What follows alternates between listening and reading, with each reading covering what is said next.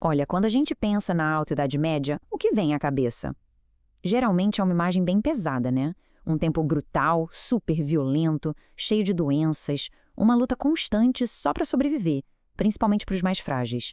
Mas sabe, bem no meio desse cenário todo, hostil para dizer o mínimo, tem uma história que é surpreendente. Uma história sobre o valor que se dava à infância. E para a gente começar a entender essa história, a gente tem que encarar um fato bem duro. Esse número aí na tela, 45%. Sabe o que é isso? É a taxa de mortalidade infantil da época. Quase metade.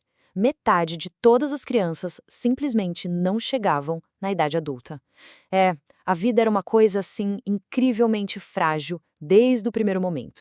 E essa imagem aqui, essa pirâmide demográfica lá da era merovíngia, nossa, ela escancara essa realidade. Dá uma olhada em como a base é larga e, de repente, ela afunila de um jeito drástico. Isso quer dizer o quê? Que chegar à velhice era quase um milagre, um feito raríssimo. A morte era uma sombra constante em todas as idades, mas principalmente na infância. Então, com essa realidade toda tão brutal, surge um paradoxo, que é o centro da nossa conversa aqui. Porque, pensando de forma lógica, num lugar onde a morte é tão comum, a vida acaba perdendo valor, certo? Faz sentido. Mas e se fosse justamente o contrário? E se, exatamente por a sobrevivência ser um milagre, cada criança que conseguisse passar dos primeiros anos de vida se tornasse algo com um valor assim incalculável? É essa a grande questão. No mundo que parecia afogado pela morte, a vida de uma criança era o quê? Algo descartável? Ou será que a raridade dela transformava num verdadeiro tesouro? Pois é, a resposta, e ela é bem surpreendente, não vem da filosofia, nem do afeto como a gente entende hoje. Ela vem de um lugar muito mais pragmático, a lei. E aqui está a prova, preto no branco. Isso é o Vergeld. Era um sistema, digamos, de compensação financeira por assassinato, lá nas leis bárbaras. E o ponto-chave, o que choca, é esse aqui. Um menino com menos de 12 anos valia 600 soldos. 600 é exatamente o mesmo valor de um antroxião, que era tipo o guerreiro de elite do rei. E mais, isso é 3 vezes o valor de uma mulher que já tinha passado da menopausa, que não podia mais ter filhos, ou seja, em termos legais, a vida de uma criança tinha um preço altíssimo. Mas por quê? Por que valia tanto? A gente precisa entender que não era uma questão de sentimentalismo, como a gente pensa hoje. Numa sociedade que vivia no limite da sobrevivência, uma criança era o bem mais valioso que existia. Simples assim. Ela era a única garantia de que o nome da família, as terras, o poder, tudo isso ia continuar existindo. Procriar não era bem uma escolha, sabe? Era uma necessidade vital. Ok, então, se uma criança era um bem tão precioso assim, o que a elite da época fazia? Bem, eles criaram sistemas para proteger e cultivar esse bem. Para os meninos da nobreza, basicamente existiam 2 caminhos principais, cada um com um objetivo bem diferente para o futuro deles.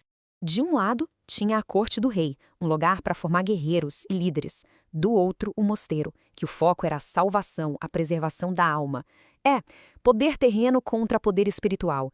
Vamos entender como cada um desses caminhos funcionava. Vamos começar com os nutriti. A palavra significa os nutridos. Eram os filhos dos nobres que eram enviados para viver na corte real. Imagina a cena. Esses nobres comiam na mesa do rei, saíam para caçar com ele, aprendiam ali na prática, no dia a dia, como o poder funcionava. Era uma verdadeira escola de lealdade e liderança, onde a fidelidade, o coração, valia mais que a competência técnica. O rei virava uma espécie de pai adotivo preparando a nova geração de condes e duques. Já o outro caminho era o dos oblatos, que quer dizer os oferecidos. Nesse caso, as famílias literalmente entregavam um dos filhos a um mosteiro como se fosse uma oferta a Deus. E esses mosteiros eram vistos como oásis de paz, lugares feitos para proteger as crianças da brutalidade, da violência do mundo lá fora. Tinha até um ritual. A mão da criança era enrolada na toalha do altar, num gesto que simbolizava essa entrega total a uma vida de devoção.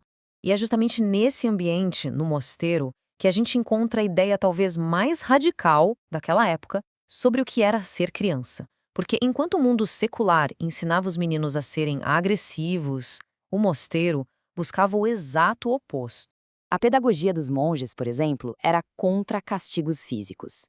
Eles se esforçavam para cultivar o que eles viam com as virtudes naturais da infância. Tem um relato do historiador Gregório de Tours que é muito tocante. Ele confessou que sentia um sofrimento imenso quando morriam os pequenos órfãos que ele cuidava, que ele mesmo alimentava com uma colher. Existia um apego muito profundo a essa fase da vida, que era vista como um estado de pureza que precisava ser protegido a todo custo. E essa citação aqui de Belda o Venerável resume perfeitamente o que eles tanto admiravam na infância. Ele não persevera na cólera, não é rancoroso, diz o que pensa. Pensa bem, a criança não guarda rancor, não vive com raiva, é sincera.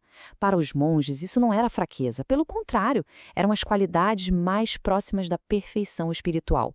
Em vez de endurecer o coração das crianças, o objetivo era mantê-lo aberto. Tudo isso nos leva a uma reflexão final, né? Na Alta Idade Média, uma época que a gente define pela morte e pela brutalidade, o grande valor de uma criança não estava na força dela, mas na sua inocência. Essa tentativa de preservar a pureza, bem no meio do caos, talvez revele algo sobre nós mesmos, uma verdade universal. Quem sabe quando a vida se mostra mais frágil, aquilo que a gente passa a valorizar mais é justamente o que ainda não foi corrompido pelo mundo.